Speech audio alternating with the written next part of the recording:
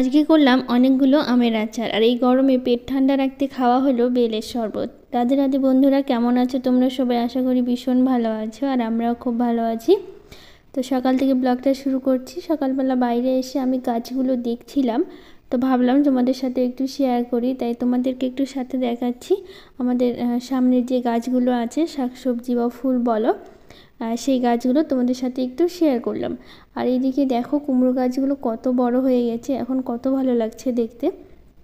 তো সবটা দেখার পর তো আমি একটু চলে আসলাম এখন ঝাড় দিতে। তো ভেতরটা ঝাড় দিয়ে আমি বাইরে এসেছি। তো ভেতরটা ঝাড় দেওয়া হয়ে গেছে, তো এখন বাইরেটা ঝাড় দিয়ে নেবো। ঝাড় দিয়ে তারপরে অন্য কাজ করব। আর ঘরগুলো যখন ঝাড় দিচ্ছিলাম না, এত ঘরের মধ্যে পোকাগুলো এসছে কি বলবো তোমাদের। আর রাতে করে যখন লাইটগুলো জ্বালাচ্ছি না, প্রচুর পোকাগুলো ঢুকছে, যাই না এত পোকা কোথা থেকে আসলো এখানে। যখনই লাইট জ্বালাচ্ছি, লাইটের আলো দেখে আর পোকাগুলো প্রচুর ঢুকছে। বাইরে তো আছে, যখন বাইরে লাইট জ্বালাচ্ছি তখন বাইরে, আর এদিকে ভেতরেও ঢুকছে। দেখো গাছটা আমি উঁচু করে ঝাড় দিচ্ছি, গাছের নিচ দিয়ে পোকার সব ওই ডানাগুলো সব পড়ে আছে। কি পোকাগুলো হয় না, যে ডানা ঝরে গেলে পোকাগুলো সঙ্গে সঙ্গেই মারা যায়, আর লাইট দেখলেই পোকাগুলো আসে। আমি নাম জানি না পোকাটার। ঘরের মধ্যে যেমন প্রচুর হয়েছে, আর ঘরের বাইরেটাও এত হয়েছে। আর এখানে না সবাই না, আশেপাশে যেগুলো লোক আছে, দেখো এদিকে পোকার সব ডানাগুলো পড়ে আছে, কত পোকা মরে আছে এখান দিয়ে। এখানে লাইট ছিল না বাইরে, ওই লাইটের ওখানে এতগুলো পড়ে আছে। তো ঝাড় দিয়ে তোমাদের একটু দেখিয়ে দিলাম। আর সব ডানাগুলো পড়ে আছে পোকার। আর এই যে কী বলবো, এখানে সবাই আশেপাশে না কেউ সন্ধ্যা করে আর লাইট জ্বালাতে পারছে না। যখনই লাইট জ্বালাচ্ছে না, পোকাগুলো চলে আসে। সবাই সন্ধ্যাবেলায় কী করছে, সবার বাড়ির সামনে তো সবাই সন্ধ্যাবেলা করে লাইটটা জ্বালায় না, তখনই জ্বালাচ্ছে, তখনই পোকা আসে থেকে লাইট অফ করে দিচ্ছে।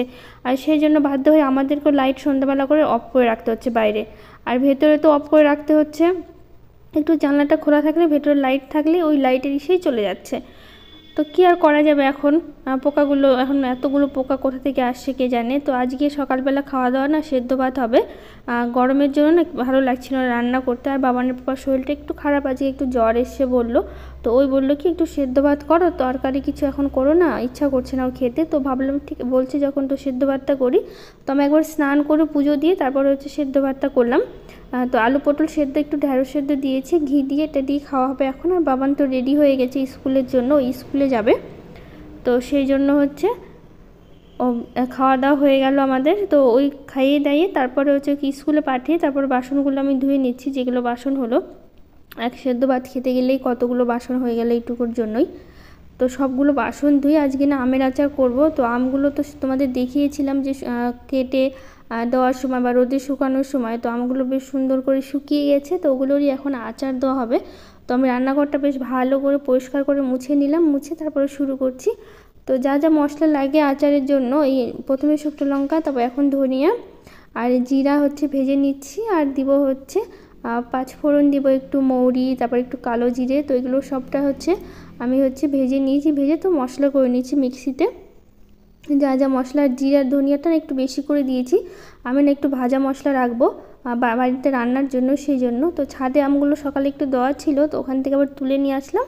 আর এই সব কিছু একদম রেডি করে নিয়েছি, মশলা যা যা লাগবে আর কি, মানে আচারের জন্য। আর লবণটা না একটু হালকা আমি একটু ভেজে নিয়েছি, যাতে কোনো রকম জল না থাকে আচারে।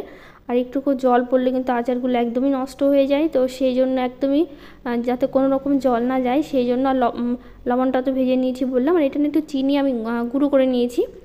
গোটা গোটা দিলে না মানে নরম হতে বা গলতে না অনেকটা সময় লেগে যায়, তো সেই জন্য গুঁড়ো করে দিলাম। আর একটু ভিনিগার দিলাম, ভিনিগার দিলে না আচারটা অনেক দিন থাকে, মানে নষ্ট হয় না সহজে। আর অনেকগুলো করা হয়ে গেল। দেখো এদিকে তেলটা গরম করে সব মশলা দিয়ে আমি মাখিয়ে নিয়েছি, নিয়ে তারপর বয়ামে রেখে দিলাম।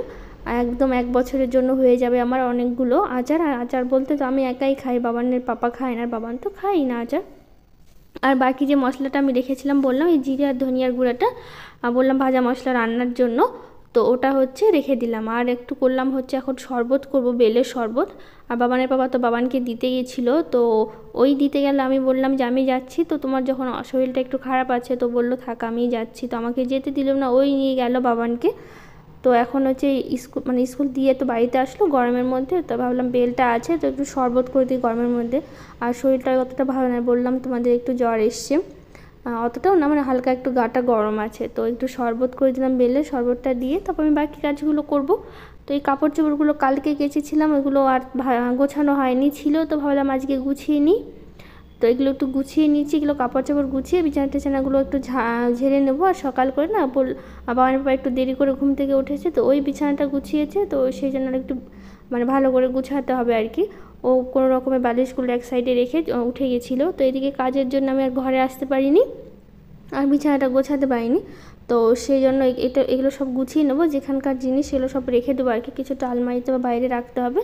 তো এগুলো গুছিয়ে নিয়ে এখন বিছানাটা গুছিয়ে নিচ্ছি। বিছানাটা গুছিয়ে নিলেই তো মোটামুটি কাজ শেষ হয়ে গেছে। আর স্নান তো করে নিয়েছি বললাম, সকালেই স্নান পুজো দিয়েই তবে রান্নাটা করেছি, তো সেরকম আর কাজ নেই। আজকে খুব ছোট্ট একটা ব্লগ তোমাদের সাথে শেয়ার করলাম। আজকে ব্লগের কোনো অংশ যদি তোমাদের ভালো লেগে থাকে একটা লাইক শেয়ার কমেন্ট করে দিও, আর আমার চ্যানেলটাকে সাবস্ক্রাইব করে আমার পাশে থেকো। দেখা হবে পরের ব্লগে। তো আজকের মতো টাটা, দেখা হচ্ছে পরের ব্লগে।